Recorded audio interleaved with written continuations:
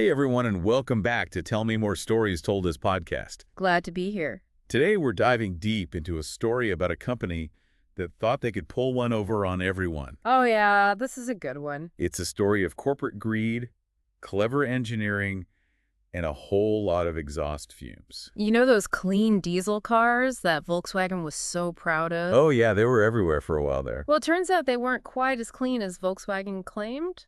So where do we even begin with this story? Well, I think it starts with Volkswagen's big marketing push for diesel cars here in the US. They really wanted to break into the American market, didn't they? Absolutely. And they saw clean diesel as their ticket in. But there were some technical challenges, right? Yeah.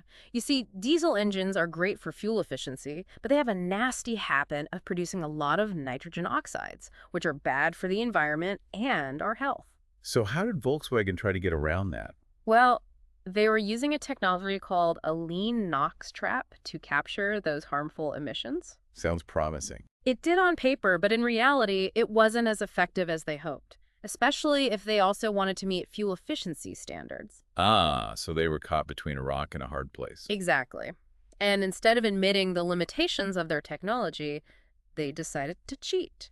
Oh boy, here we go. They programmed a defeat device into the car's computer. A defeat device. What's that? It's basically a piece of software that could detect when the car was being tested for emissions. And what did it do? Well, when it sensed a test, it would switch the engine into a low-emission mode, making the car appear much cleaner than it actually was. So it was all a facade. Pretty much.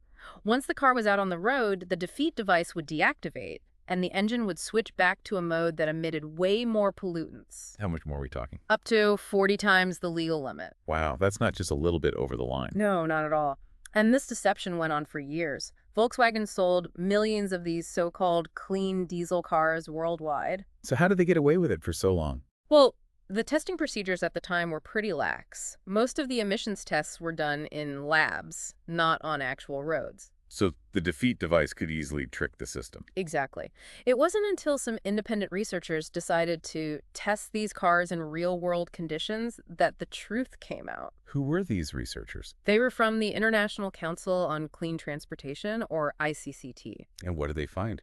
Well, they commissioned researchers at West Virginia University to conduct on-road emissions tests. Whoa. And they found that the Volkswagen cars were emitting way more pollutants on the road than they were in the labs. No way. So the jig was up. The jig was most definitely up.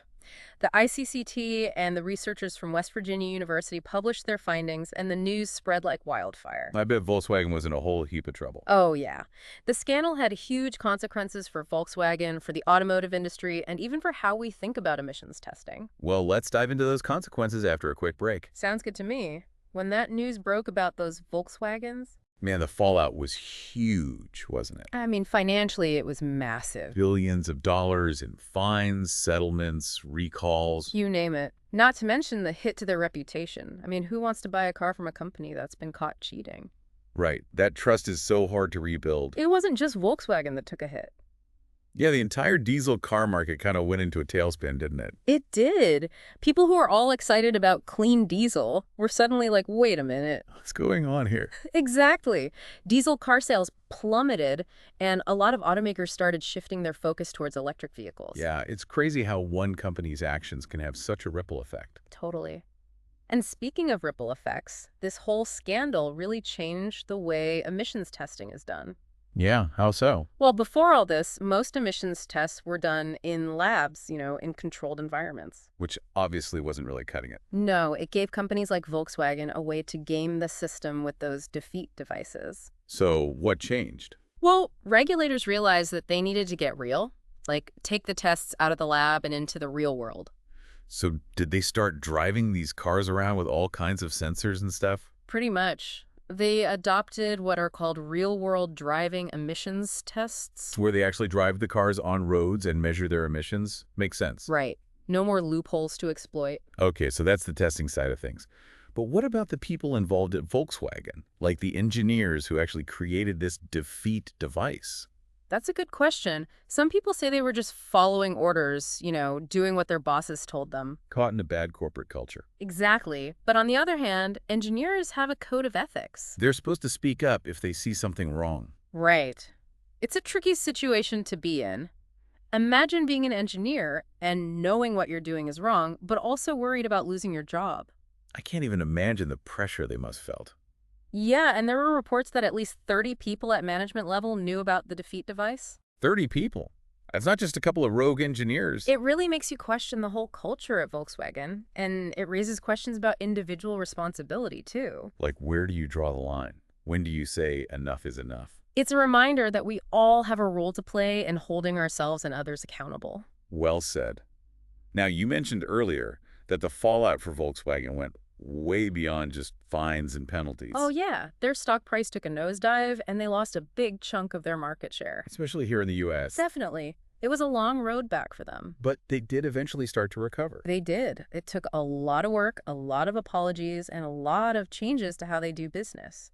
I think it's wild how this whole Volkswagen thing, really changed how we think about cars and the companies that make them. It's like it lifted the curtain on a whole lot of stuff. And not just in the car industry either. It makes you wonder what other corners are being cut out there, in the name of profit.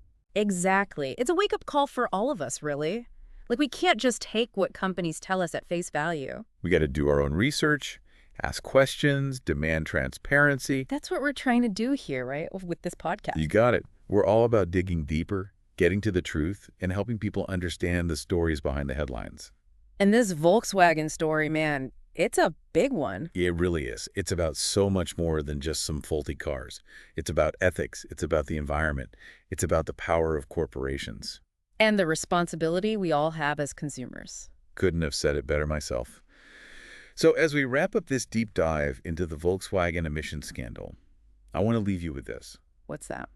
This scandal, yeah, it exposed a huge problem, but it also forced us to have some tough conversations. About what really matters, right? Exactly. We started thinking differently about emissions testing, about the impact of cars on the planet, about what we expect from the companies we do business with. It was a turning point in a lot of ways. It was. And it's still unfolding. We're still seeing the ripple effects today. What do you think the lasting legacy of this whole thing will be? That's a tough one. I mean, will it lead to real change, or will it just fade into memory as another corporate scandal? I hope it's the former. I hope it pushes us toward a more sustainable future, one where companies are held accountable for their actions. Where we're all a little more aware, a little more demanding, a little more willing to ask tough questions. That's a future I can get behind. Me too. And on that note, I think it's time to bring this deep dive to a close. Thanks for joining us on this wild ride. Always a pleasure. And remember, there are always more stories to be told, more deep dives to be had, so keep listening, keep learning, and keep asking those tough questions. Thanks for tuning in to Tell Me More Stories Told as Podcast.